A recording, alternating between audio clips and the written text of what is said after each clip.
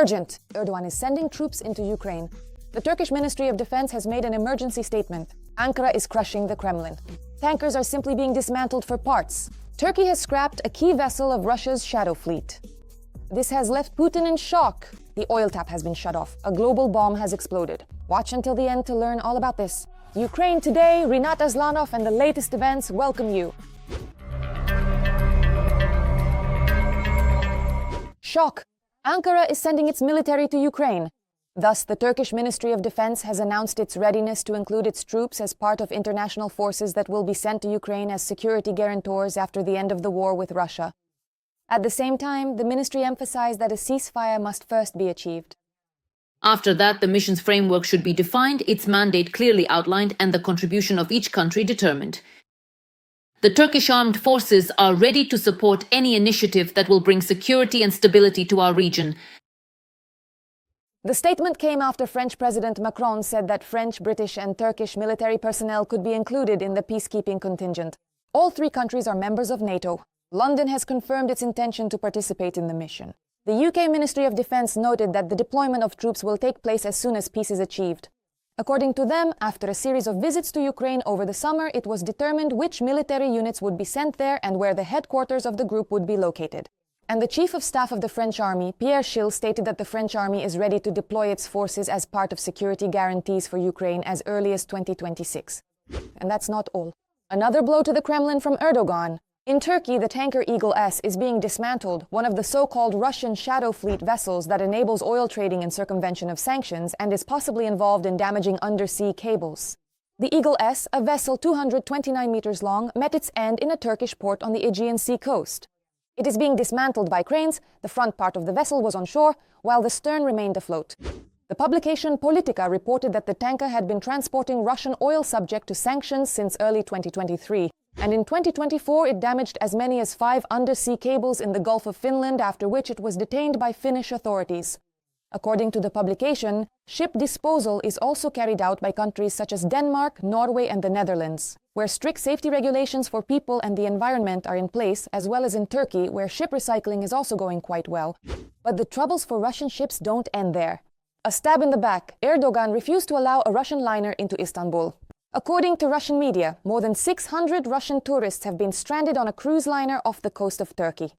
The ship was not granted permission to enter the port of Istanbul. Today is November 20th. It's been 22 days. We've been anchored and they won't let us into the port.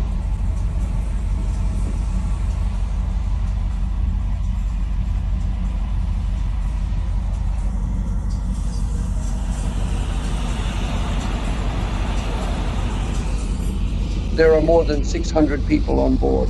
On board the liner are residents of Krasnodar Krai, Moscow, and Leningrad regions. They all purchased a 2-week cruise with stops in Marmaris, Antalya, Bodrum, and Izmir for 260,000 rubles. This is the first Russian international cruise liner operating routes to Turkey, Egypt, Georgia, and other countries.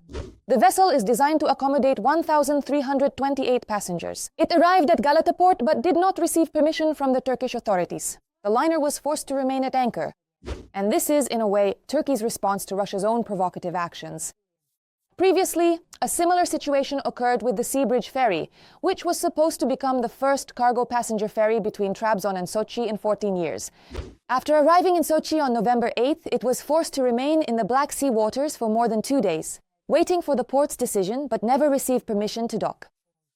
The ferry with 20 passengers on board was forced to return to Turkey. At the time, the governor of Krasnodar Krai explained the refusal by saying that Sochi was not prepared to receive such vessels. The Border Directorate of the FSB, the Federal Protective Service, and the Sochi Customs stated that launching a ferry service between Russia and Turkey is technically impossible under current conditions. But propagandists immediately came up with thousands of unbelievable reasons for why the Turkish vessel was delayed. However, it seems that such an explanation didn't help them. The arrival of a ferry from Turkey to Sochi really does look quite ambiguous from a security standpoint.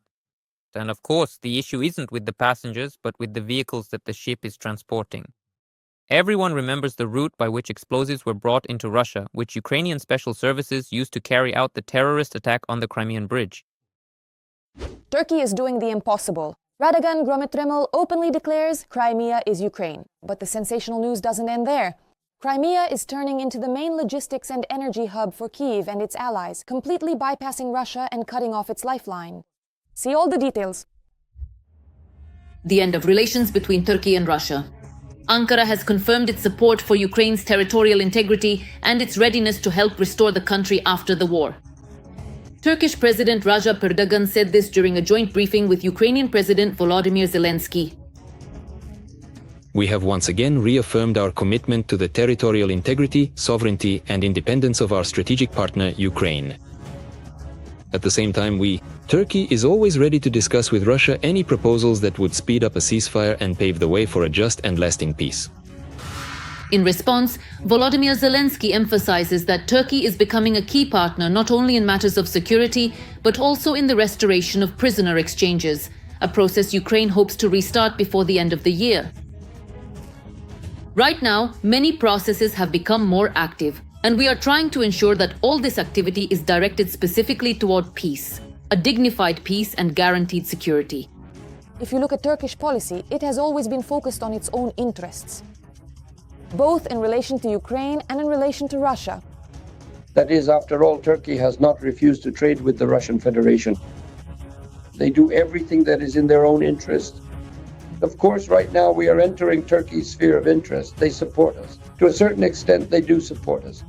Turkey's policy very clearly reflects this entire 1,000-year-old Eastern approach, very well thought out, very competent, where above all their own interests come first, and especially their economic interests.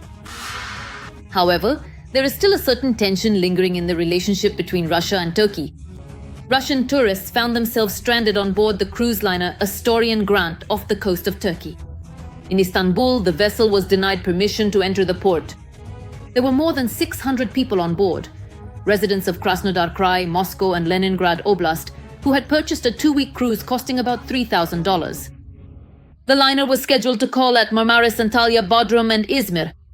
A similar situation had previously occurred with the Sibrich ferry, which was supposed to restore cargo and passenger service between Trabzon and Sochi after a 14-year hiatus. Upon arriving in Sochi, the vessel was unable to dock and return to Turkey. The Russian authorities explained the refusal by claiming the ports were supposedly not technically prepared and unable to ensure the safe reception of vessels. Some Russian media are already calling this Turkey's response to the actions of the Russian authorities. They say that restricting transport links is becoming a tool of pressure, an indicator of Turkey shifting towards supporting Ukraine and limiting Russia's capabilities in the Black Sea. Turkey is also a critically important logistics hub for Russia. After all, we must not forget the significant fact that both the crucial oil pipelines and the essential gas pipelines passing through Turkey primarily supply vital gas and oil from Russia to various destinations. And the Turkish side currently serves as a crucial and vital hub, not only for Ukraine, but also as the most important, indeed the sole and exclusive hub for Russia, playing a significant role in regional logistics. Meanwhile, Erdoğan held a phone conversation with the Russian dictator. According to the Kremlin, the parties discussed bilateral relations, the war between Russia and Ukraine, as well as regional and global issues. Putin allegedly confirmed Russia's interest in resolving the conflict through political and diplomatic means. There was an exchange of views on the situation around Ukraine, including in the context of American proposals for a peaceful settlement. Vladimir Putin noted that these proposals, in the form in which we have reviewed them, are in line with the discussions at the Russian-American summit in Alaska and, in principle, could serve as a basis for a final peaceful settlement, according to the Kremlin. President Erdoğan, for his part, stated that Turkey is ready to continue its efforts to achieve a just and lasting peace and to participate in any diplomatic initiatives that will help facilitate direct dialogue between the parties. Turkey is ready, as before, to contribute to all diplomatic initiatives and plans that will promote direct contacts between the parties and pave the way for lasting peace in our region. This was reported by the Communications Directorate of the Republic of Turkey. Although Ankara seeks to maintain its role as a mediator in Russian-Ukrainian relations, its recent actions demonstrate an increasingly clear orientation toward international law and support for Ukrainian sovereignty. The Kremlin's shadow fleet is finished. Putin's tankers are being scrapped one after another. The vessels Moscow used to circumvent Western sanctions and secretly transport oil are rapidly reaching the end of their service, from serving out their time and turning into heaps of scrap metal. What does this mean for the Russian economy? And how will it impact Russia's oil exports and the Kremlin's budget? Watch this. Putin is losing billions. Probably won't be able to add anything new here. Russia's shadow fleet has entered a phase of mass decommissioning. Aging tankers are being forced to sell at a discount and in the shadows. More and more old Russian tankers are reaching the end of their service life and need to be scrapped. As a result, floating scrap metal is turning into real scrap, which undermines the capabilities of the shadow fleet, forcing them to sell vessels subject to sanctions at a discount and look for ways to offset the losses. The moment when Russian oil and liquefied gas are sold to end consumers is being very strictly monitored by the American side. In addition, the American side has stated that if the Russian Federation does not agree, agricultural negotiations will be conducted, secondary sanctions against the end consumers of Russian energy resources. This is a most serious blow to the Russian economy. The average age of the shadow fleet's vessels is 20 years. Moreover, 60% of the ships are that age or older. At the moment, the Russian side is forced to admit that the expenditure side of the Russian budget has increased by almost 3.5 times.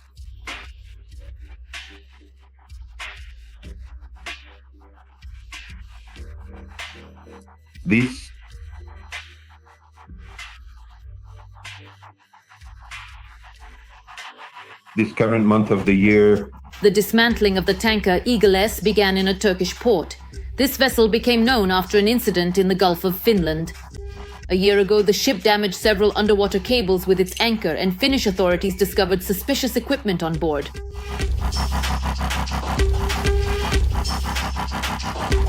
the Russian Federation is forced to sell oil at a 40% discount. This means that even end consumers understand the risks that are present at the moment of possible sanctions from American partners. And the subsequent and ongoing actions of the Russian Federation, specifically their strategic decision to significantly lower the global price of oil, clearly indicate that they are essentially being compelled and forced to drastically dump prices in order to desperately retain at least a certain, albeit diminishing, number of their traditional consumers of vital Russian energy resources. Many ships in the Shadow Fleet have already exceeded their service life, so these rusty tubs won't last long before they have to be decommissioned. In 2024, 409 ships were officially scrapped. The number of decommissioned ships will continue to increase. This pressure is also being exerted on other countries that provide their flags to Russian vessels. It should be noted that EU countries have imposed additional sanctions against the shadow fleet of the Russian Federation, thereby minimizing the possibility of using this loophole to replenish the Russian budget. Russian tax revenues from oil sales are at their lowest since the beginning of the war. Sanctions are hitting Russia hard, and there will be even more of them.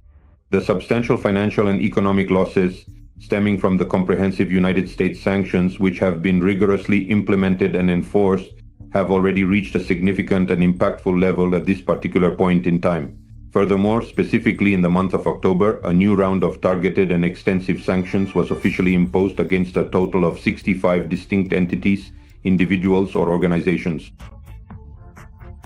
Additional vessels were imposed by New Zealand, and recently Canada also expanded its own restrictions.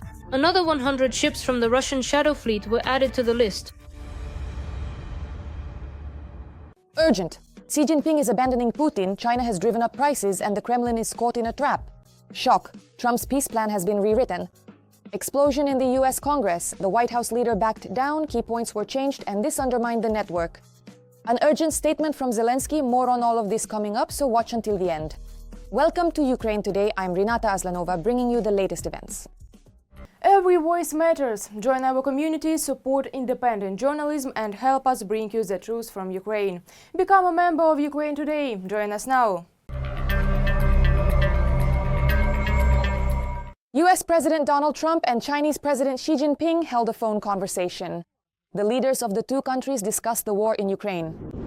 She stated that China supports any genuine steps toward establishing peace and expects all parties to gradually smooth out their differences in order to reach a fair and lasting peace agreement as soon as possible.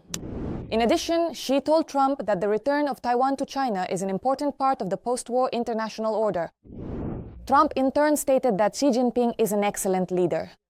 He added that China played a decisive role in the victory in World War II, and the US understands the importance of the Taiwan issue for China. China is actively taking advantage of the situation. Amid sanctions pressure and reduced imports, Chinese suppliers are driving up prices for the Russian military-industrial complex, exploiting the Kremlin's complete dependence. As a result, the price of Chinese goods exported to Russia under control has jumped by an average of 87%.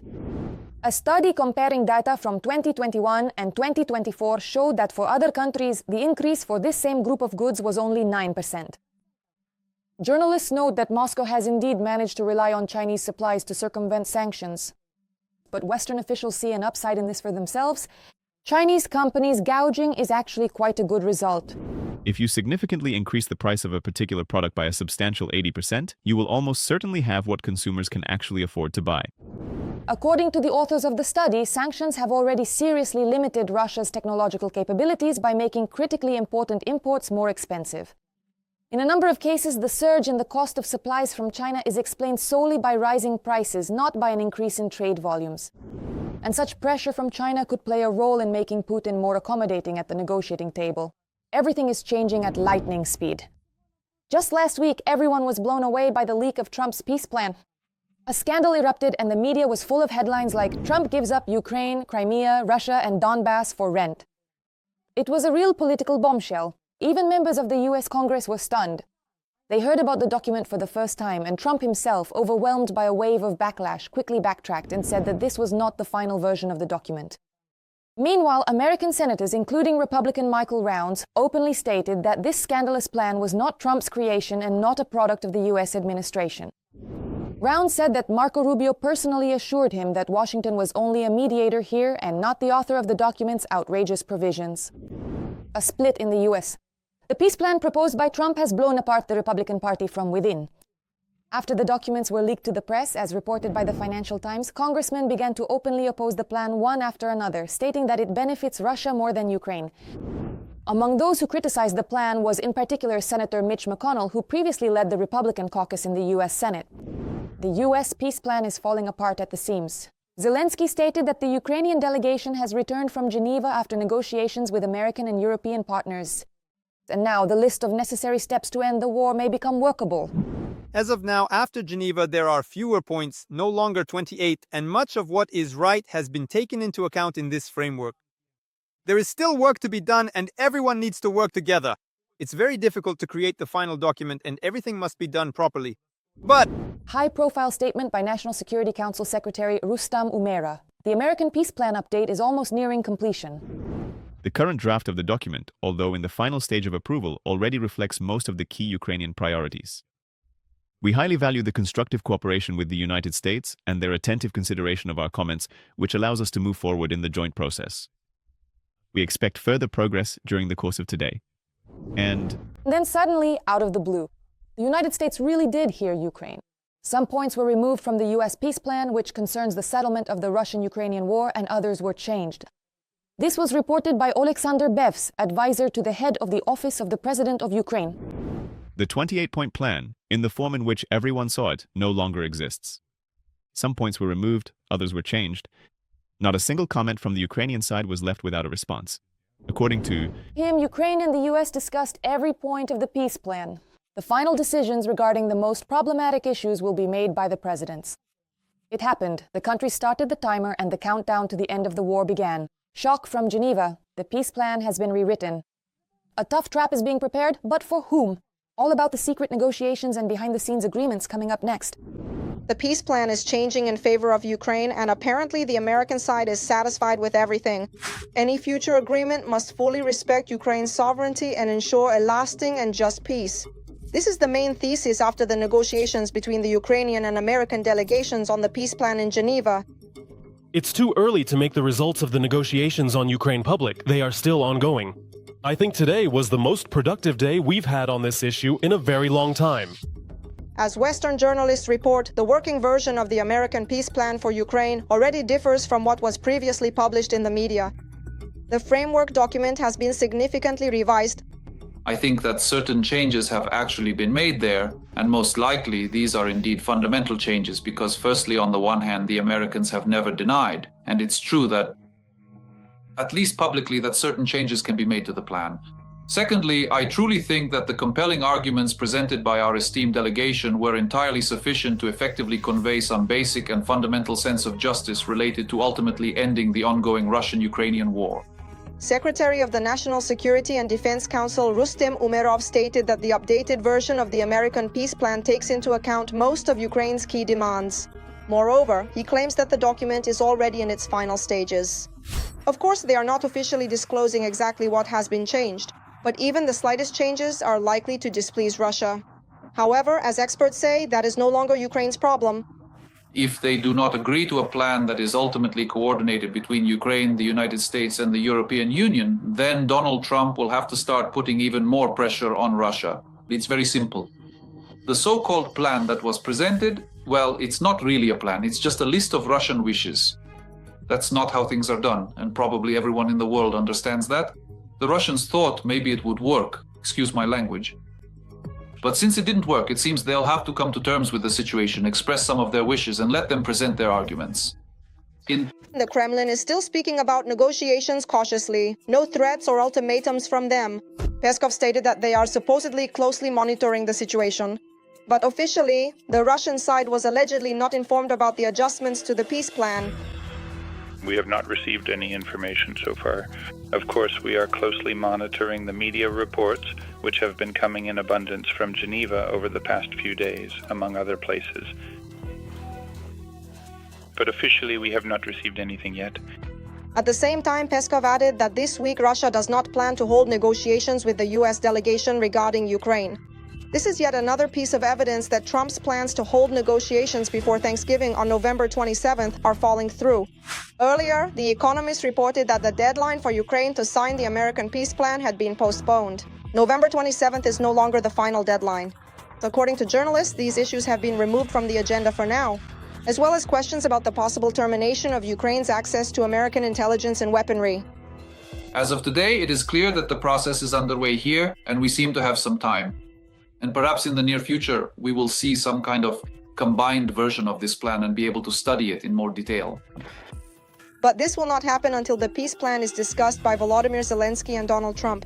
Reuters reports that the president of Ukraine will already travel to the US this week to meet with his American counterpart. According to sources, they will discuss the most sensitive issues of the peace plan, such as the territorial question. Europe is on the brink of war. The West is urgently mobilizing its forces. The threat of strikes is becoming all too real. Poland is already sounding the alarm. Putin's march on Warsaw could begin at any moment. Meanwhile, Britain and France have shaken the information space with their loud statements that change everything. Watch for all the details. War between Western countries and Russia is becoming increasingly likely. As I analyze the facts, I come to the conclusion that war between Europe and Russia is becoming increasingly apparent. This is not an empty rumor. Everyone is preparing for it. the buildup of military equipment, strengthening of borders, and increase in defense budgets. All of this is to confront the Kremlin in a few years. In 3 to 4 years we may face a kind of test of our resilience. It is already manifesting in hybrid forms, but it could become much harsher.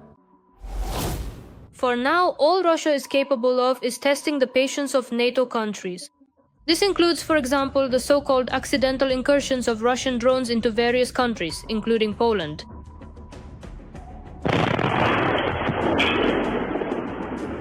After recent railway sabotage, Polish authorities announced a new operation, Horizon, to protect critical infrastructure from sabotage. Most likely, this only concerns the border areas with Ukraine and Belarus. Most likely. So nothing more than that. But again, 10,000 people, what does that really mean? Well, that's not much. It's a very small number. Our entire border service is about 40,000 people. In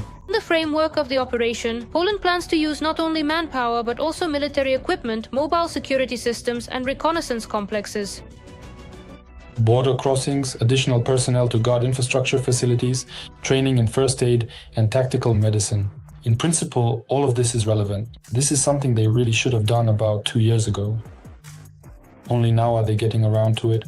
It's actually good that it's only happening now. This is the country in the entire alliance that spends the most money on purchasing all kinds of weaponry. In other words, they really made a big leap in recent years by purchasing all sorts of weaponry, American, European, even South Korean. Warsaw has also launched a program to train citizens in basic safety skills, from first aid to actions in emergency situations. The Baltic countries have long been living in this mode. They've been studying tactical medicine for a while. As for drones, apparently things aren't progressing for them, but this is a typical situation that should be expected. This is the case for all countries that understand and feel that sooner or later the Russian Federation will come to them. Oh. Britain and France have already decided exactly which units will be sent to Ukraine. But what is clear is that this will happen after a peace agreement. The number is minimal. Most likely we're talking about 10 to 15,000 people from each country. But again, that's a very small number. Very small. They won't be able to do anything. We have an active shared front line with the Russian Federation. 1,250 kilometers. 1,250. For a peacekeeping mission, this number is definitely not enough. Nevertheless, any military preparations by the West are not exactly to the Kremlin's liking. They are forcing themselves to further increase their military budgets. Some countries like Poland have already brought it up to almost 5%. Other countries are going down this path, even though it is destroying their economies. But the main question is how ready European countries really are to confront the Kremlin at this moment and how much more time they need to prepare. Germany needs, as they told me, at least 2 more years just to get their army into some kind of order. At least 2 years. Ideally 5 years. Ideally. 5 to 7, that's what they said. 5 to 7 years. Ideally. At least 2, but not less than 2. Because it's not just about shells, not just about tanks. Of course, it's about money, allocations, placing orders, starting to assemble equipment. It's about people. From time to time, NATO countries openly showcase new types of weaponry, reminding the Kremlin of their capabilities. Turkey has unveiled its first unmanned fighter jet, the Bayraktar Kızılelma, which is now equipped with national weaponry. The United States is launching the development of a new fighter jet, the F-47. According to Trump, the F-47 will feature a new level of stealth. And Germany is even preparing Bundeswehr soldiers to practice actions in case of the worst-case scenario.